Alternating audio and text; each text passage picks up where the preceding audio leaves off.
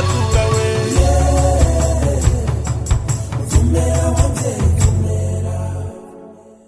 hareze itatu twari twahuriye mu gihugu ca Kenya Nairobi n'ama société nationale ya Croix Rouge na Croix Rouge yose muri Afrika kwari 58 hanyuma tuhejeje inama twise 10e conférence panafricaine twaciye dushinga imigambi tuzorangura mu myaka 4 iri imbere.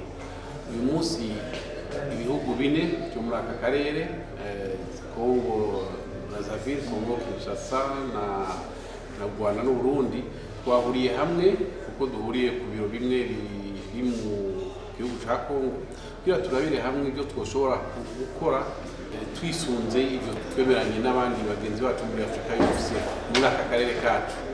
Intumbero y'iyo nama nuko ata muntu n'umwe tosigaza inyuma, umwe wese agakora aravye ukuntu bigenda mu gihugu ciwe, mugabo tukifuza yuko atanumwe yosigara inyuma turavyo migambi yafatiwe i Nairobi. Cyo twoba tumo turigira mu bindi bihugu byo muri aka karere byerekeye by'umuryango utabara imbabare. Iyi nama niyo gutanga no kwakira, twebwe tumo turatanga ibyo dushobora gutanga kandi murazi ko bitari bike, hanyuma tumo turakira n'ibindi tubona ko twoshobora kwisunga biko birarangurirwa mu byo bihugu bitatu.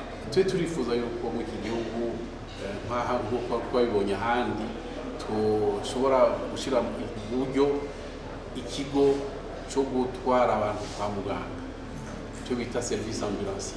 Turifuza rero kubona ko twogishikako kuko carashitswe ko mu bihugu bibanyi, twifuza ko natwe twogishikako. Yewe nderaga